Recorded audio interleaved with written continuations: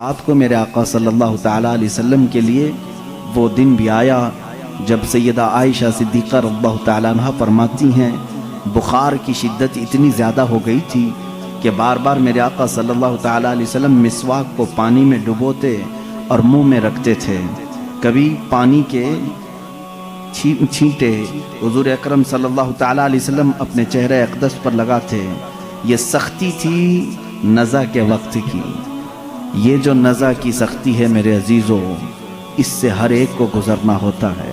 اور اس کے متعلق کہا گیا ہے یہ ایسا درد ہے کہ جس کو بیان نہیں کیا جا سکتا.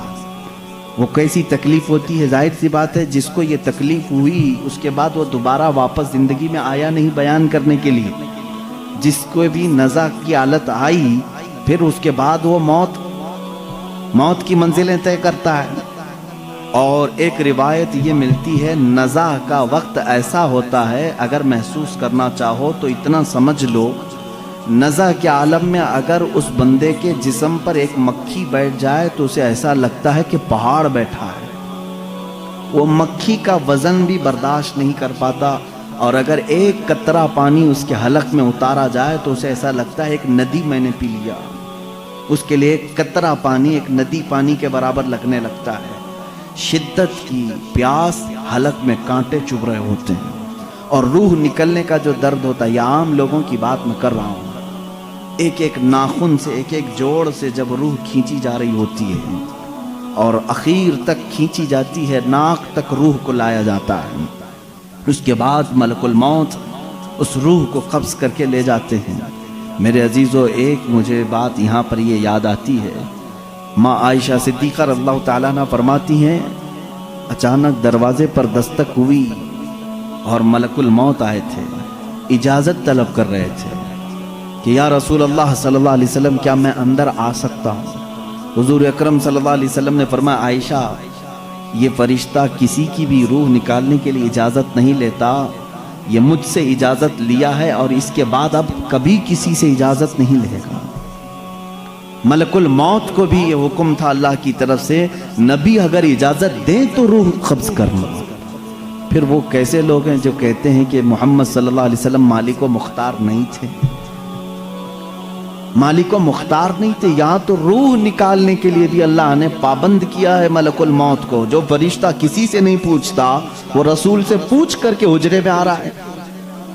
اور اس وقت جو مکالمہ ہوا، بعض بزرگوں نے فرمایا ہے کہ رسول کریم صلی اللہ تعالیٰ علیہ وسلم نے اس وقت کیا بیان فرمایا جانتے ہیں آپ؟ اے مسلمانوں، ذرا اپنے ہوش و حواس کو سنبھالو اور میری اس بات کو توجہ سے سننا. اگر اپنے نبی سے محبت کرتے ہو، میرے آقا صلی اللہ تعالیٰ علیہ وسلم سے تم گہری الفت رکھتے ہو تو اس جملے کو سنو.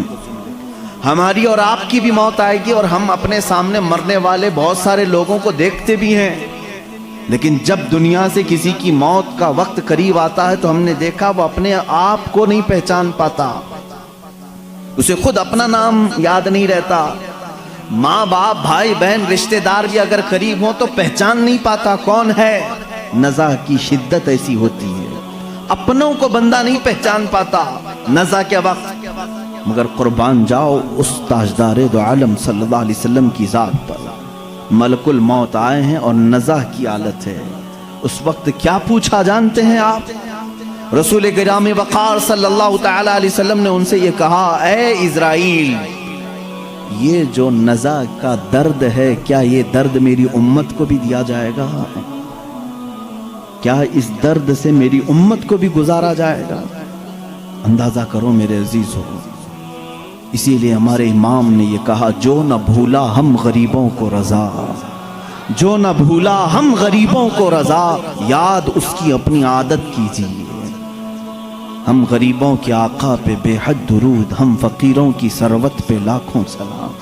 عزیزان گرامی وقار، اس رسول کریم صلی اللہ تعالیٰ علیہ وسلم نے اس موقع پر بھی اگر کسی کو یاد کیا ہے تو ہم جیسوں کو یاد کیا ہے، اپنی غریب بھولی بھالی امت کو یاد کیا ہے.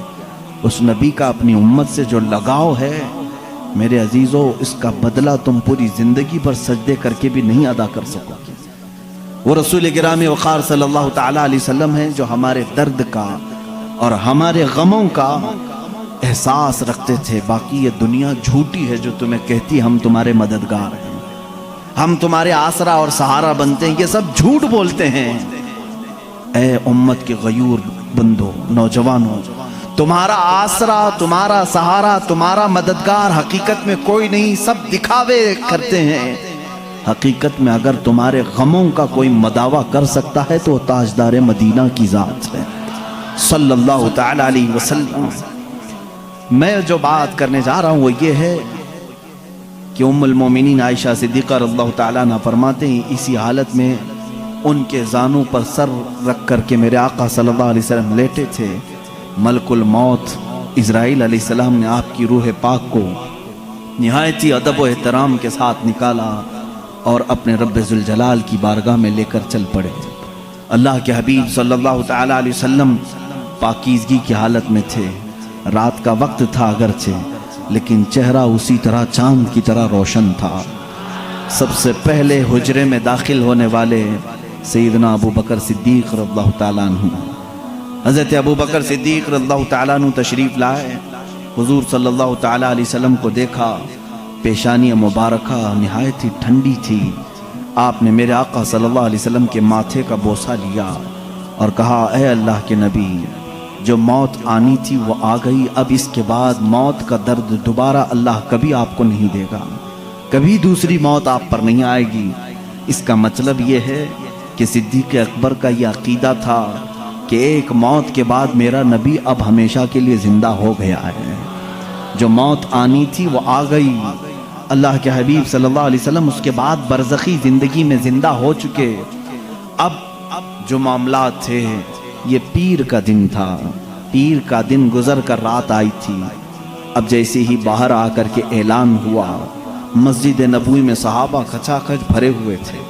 وہ اس لیے نہیں کہ موت کی خبر سننی ہے, بلکہ ہمہ وقت چہرے رسول کی زیارت کے لیے بیٹھے رہتے تھے کہ دروازہ کھلے گا, پردہ ہٹے گا, ہم نبی مکرم صلی اللہ علیہ وسلم کے چہرے کو ایک بار دیکھیں گے.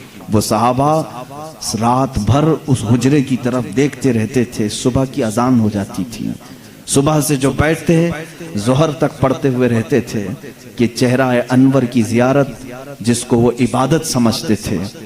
لیکن آج دروازہ کھلا اور صدیق اکبر رضی اللہ تعالیٰ عنہ جیسے ہی آ کر یہ اعلان فرماتے ہیں, گویا کہ صحابہ کے جسموں پر بجلی گر گئی.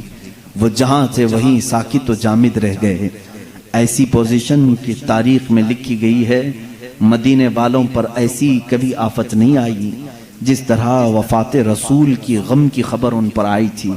صحابہ جہاں تھے وہیں کھڑے رہ گئے, کسی کو کچھ سمجھ میں نہیں آتا.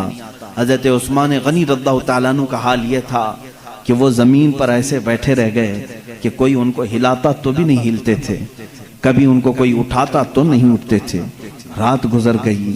صبح کے وقت سیدنا عمر فاروق رضی اللہ تعالیٰ عنہ کا حال تو یہ تھا کہ جیسے ان کو خبر دی گئی, وہ اپنی تلوار نکال کر کے مدینے میں باہر گلیوں میں اس طرح گھومتے تھے, جوش سے آوازیں نکالتے تھے, خبردار اگر کسی نے کہہ دیا میرے نبی کا انتقال ہوا ہے, میں اس کی گردن مار دوں گا, میں اس کی گردن اڑا دوں گا. میرا آقا و مولا فوت نہیں ہوا ہے, میرے رسول کی وفات نہیں ہوئی ہے, میں اس کی گردن اڑا دوں گا اگر کوئی کہہ دے کہ میرے نبی کا انتقال ہوا ہے. وہ ان کا جوش تھا, فرط محبت میں کہے جا رہے تھے. لیکن اس پوری سچویشن کو دوسرے روز اگر کسی نے سنبھالا دیا ہے تو صدیق اکبر کی ذات ہے. سیدنا ابو بکر صدیق رضی اللہ تعالیٰ عنہ نے سب کو جمع کیا مسجد نبوی شریف میں. صحابہ سے پوچھا کہ تم اب تک کس کی عبادت کرتے تھے, محمد صلی اللہ علیہ وسلم کی یا اللہ کی؟ سن لو, جو محمد صلی اللہ علیہ وسلم کی عبادت کرتے تھے ان کا کام تھا اللہ کی طرف سے وہ آئے اور انہوں نے امانت بندوں تک پہنچائی اور پھر وہ واپس اپنے رفیق اعلیٰ کے پاس چلے گئے. تو جو ان کی عبادت کرتا تھا وہ سمجھ لے کہ ان کا انتقال ہو چکا, اور جو اللہ کی عبادت کرتا تھا وہ سمجھ لے اللہ آج بھی زندہ ہے اور ہمیشہ زندہ رہے گا. اور آیت کریمہ انہوں نے تلاوت کی, وما محمد الا رسول قد خلت من قبلہ الرسل افئن مات اور یہاں سے کہتے ہیں اللہ تعالیٰ کی آیت پڑھ کر کے او قتلا انقلبتم علی اعقابکم. اللہ نے فرمایا محمد صلی اللہ علیہ وسلم اللہ کے ایک رسول ہیں، ان سے پہلے بھی رسول آئے اور چلے گئے. اگر اس رسول کی وفات کے بعد کوئی منہ پھیر لیا، دین چھوڑ دیا، اللہ فرماتا فَلَن يَضُرَّ اللَّهَ، تو اس نے اللہ کا کچھ نہیں بگاڑا، اللہ کا کچھ بھی نقصان نہیں ہوگا. جو کچھ بھی بگڑے گا وہ تمہارا خود کا بگڑے گا. رسول کے بعد کوئی بھی منہ نہ پھیرے اس شریعت سے، کوئی اس راستے سے، اس اسلام سے ہٹے نہ. یہ صدیق اکبر رضی اللہ تعالیٰ عنہ کا خطبہ تھا، اسی خطبے سے آج تک اسلام زندہ ہے.